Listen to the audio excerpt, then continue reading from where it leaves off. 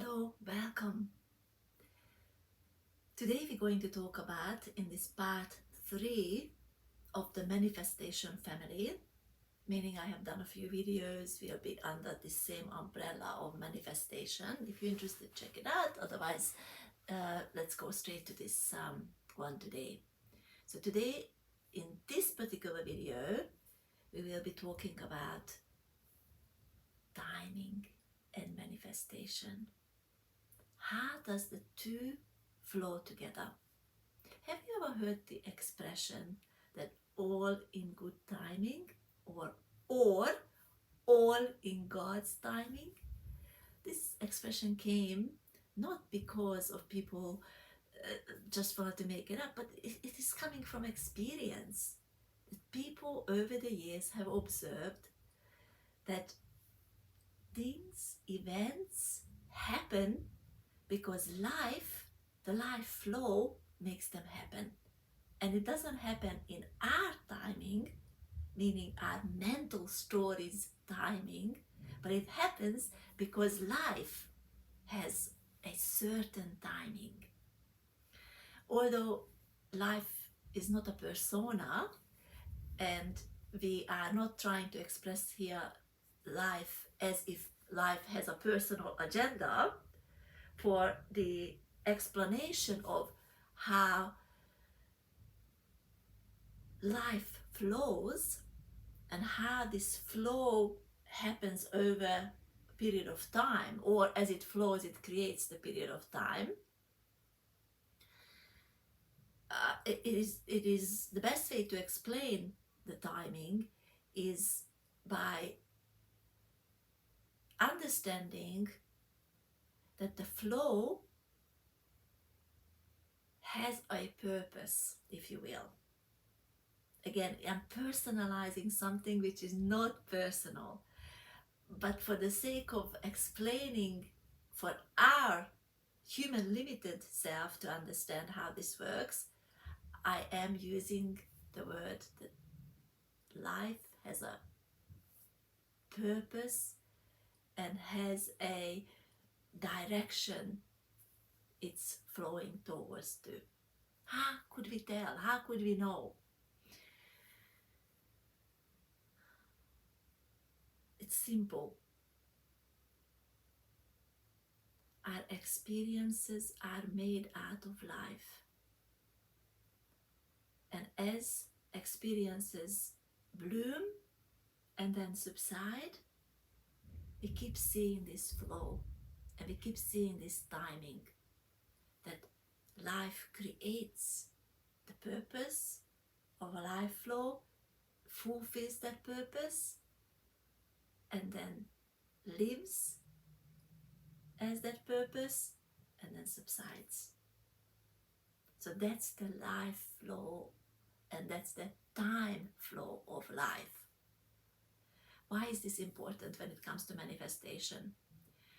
Because manifestation is an image of this movement, of this flow. And certain times when this image shines itself, then you can see certain experiences as they have been magnified in your life. So the timing in that moment, then, it's the time of magnification. That's what manifestation is. A special time, a significant time becomes special and significant because a magnification happens. Life directs your attention or a group of people's attention to a very specific event, a very specific experience, which then perceived as if something coming to pass, as if something is manifesting. And when these experiences happen, when these images, these blossoms open up, and you let's say, receive something you long for, then the lack which you might have felt, which creates a kind of gap between you and this other, so you and what you have desired, or you what you have hoped for, you what you think you might be able to get into your life but you don't know how. This gap between this you, the observer, and the object of your observing, or the object of your desire, this gap collapses. It's no more, because the desire it's been fulfilled, and the desired object or the desired event or persona or whatever you wanted is present with you. There is no separation. Love, which is the lack of separation, is fully magnified, fully showing itself to you. You have known this kind of magnification in many variety of ways, not just in manifestation. You have known this, let's say, when you see something beautiful, beautiful rainbow, a beautiful sky, a beautiful sunset, a beautiful face of a child, a beautiful voice, music, song, artwork, beautiful piece of furniture, kindness you experience from friends or family. Whatever format the beauty comes to you, what happens? You and that beautiful experience you're experiencing, or that experience you're experiencing, which is then translated as beauty, the gap between the two collapses. No more. All there is left is the oneness you experience with that object or that experience. That is what beauty is. That lack of separation, that oneness. Now, why is this important? It is important because this is what you long for. This magnification, this timing, is what you would love when it comes to manifestation. You want that lack to cease. That separation, that gap between you and this other to stop. And to get there, it's something most people long for. And it's a good longing, it's not a bad longing. It's part of this life play, it's part of enjoying life. It only becomes a negative thing when the magnification is happening to the lack, to the gap. So if your attention is focused on the lack, the distance between you and the desired object is magnified, taken out of proportion, and this magnification is made to feel like that you yourself as an identity is this lack. That's when suffering comes. That's when negativity is gaining a foothold in your life. And you do not want that, because that's not natural to you.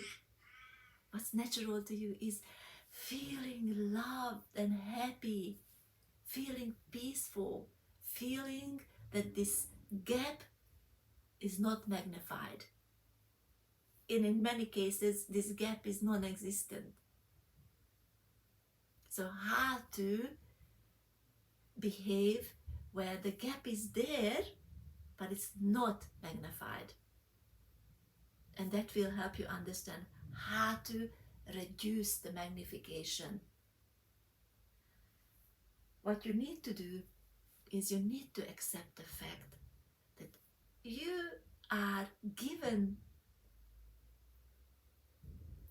choices which you have to be creative with, but that doesn't mean that all the choices are to create what you would love to have is it in your hand. Large portion of those choices are distributed in other people's hands. And the overall control, the overall hand, if you will, who holds everything, it belongs to life. So you will not be able to be creative with the things other people have in their hands. You have to wait until life helps them to do their part, to be creative the best they can with what they have. You will have to wait, and you have to do the best you can with yours. And you have to trust that all the people, all the events, all the situations will play out exactly the way they need them to play out. Right people will come in, right people will help you, right events, right circumstances, right insight, right creative ideas, right impulses will come. They will be the most creative with what they have, and these will come to help you. Once you understand this, once you get this nailed down or put the foundation down, then you can understand that you don't have to be obsessed with this gap between you and what you desire. You can drop it. And the moment you dropped it, the gap is no more there. Maybe a very subtle, because it is still lingering in your mind, but in reality, there is no more gap. In reality, you are part of the network. You are part of that life flow which connects everything together. And you are completely resting back in life, allowing life to give the impulses to the right people, to the right circumstances. You allow life to be creative with what life has and create the best for you. And then wait and trust and listen. Listen to the peace within, listen to that intuitive insight which will come and move you and motivate you in the right time, the right moment to do what you need to do in order to be the most creative with what you have. So if you find yourself that this lack between what you want and the desired object is so magnified, it's so powerful, it has hold you in such grip that you feel that this is just too much for you to handle, then you can do several things, and I will just mention two of them. One is that you can take a determined retrieval where you will say to yourself, but primarily you will say it to life, I know that I am in this situation right now. I can acknowledge all the emotions which are happening to me. The longing, the wanting, the hopes and dreams. This object, having this object or having this experience promises to you whatever feeling is magnified right there. You acknowledge it. And you do not resist it. You do not go and say, this is horrible, this is bad, this is taking advantage of me. No. You pull it close to yourself and say, I feel this feeling. Show me that loving peace you are made out of. So you become very familiar, very loving, very close up. You go close up, right very close as you can to this emotion. You pull it close to you. And be interested more in what this emotion is made out of instead of fulfilling this emotion, this longing, this deep hope of wanting, instead of just trusting in life. So if this deep craving becomes a hope of craving instead of a hope of trust, then you pull it closer and just keep it as close as you can, and then ask it a question. Ask it to reveal that peace it is made out of. So that's number one. Number two is you do not attack yourself and the situation. You don't go around and saying, oh, I don't have enough. I wish I have enough. I never know what to do. And then just keep saying and repeating negative things about yourself. Don't go there. Don't. It's not going to help you. Instead, take action. Say, right now, I don't know what to do. That's the truth. So honesty is very important. I don't know what to do, but right now, I don't actually need to do anything. Even if I need to do something, I simply don't know what to do, so I will take a few seconds. And these few seconds, I'm going to go right within to the peace, instead of wasting my time of attacking myself or attacking the situation or attacking other people. I'm not going to do that. I'm not going to make a problem out of a situation. I'm not going to make a problem out of me, not out of other people. Just going to take a breath, feel how peaceful that is, feel how refreshing that is, feel how liberating that is. Maybe take another breath and know that I would like peace. Know that I would like to know myself as an abundant being in this moment, despite that I might feel lack. And the only way I can feel that I'm abundant is if I allow the abundance flow and reveal itself. So by breathing, you feel it, that abundance is flowing right through you. You know it, that abundance is flowing right through you. Now you can choose something else. You might want to go for a walk, or you might want to go to the gym, or you might want to laugh and realize how ridiculous this is, that this emotion is so overwhelming. And it's one simple desire for something became so magnified that it's comical, that suddenly now you are a problem. Whereas before, when this desire even showed itself, there was no problem.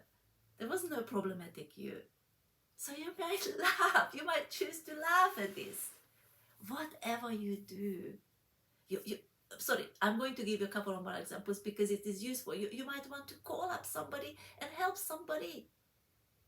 Be there for somebody. You might want to ask someone for some support. Whatever you do not let this magnification be the only identity you know. You want to know yourself something bigger, something more powerful, something so worthy of love, that when you start creating from what you have at hand, it will be a loving creation, it will be a magnificent creation, it will be the best you can do. And once you've done the best you can do, you already creating the peace, regardless that you got that desired object or not. You're creating the peace. You're creating a ongoing, energetic, supportive, strong, powerful channel for abundance to flow in your life. So timing and manifestation flows together this way. To sum up,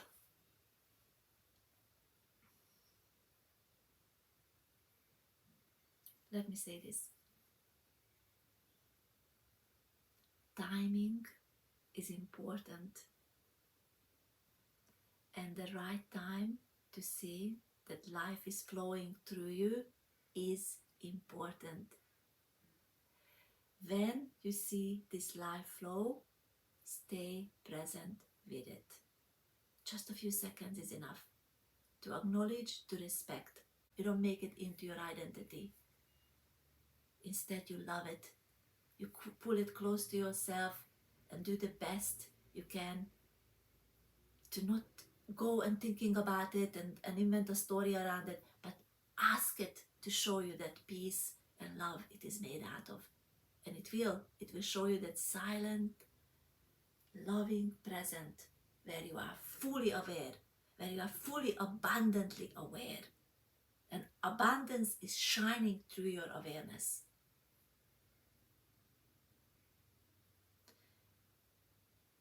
And from this place where you feel that you are abundantly aware, abundantly strong, abundantly you are capable of controlling and creating with what you have at hand, from here you make your request. From here you say to life, I would love to have this desired object of desire if it is meant for me. I trust that you will help me to have it. If it is meant for me, I trust that you have a good plan for me to have it. But if it's not meant for me, please maintain that peace within me, which comes from knowing that you love and care about when you one with me.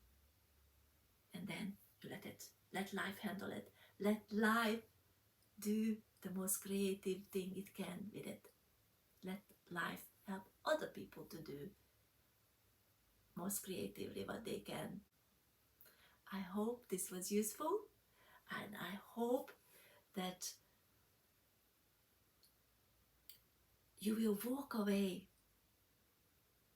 trusting that life got you. Life knows you. Life knows you more than you know yourself, and life wants you to have the best. Have a wonderful day. Bye for now.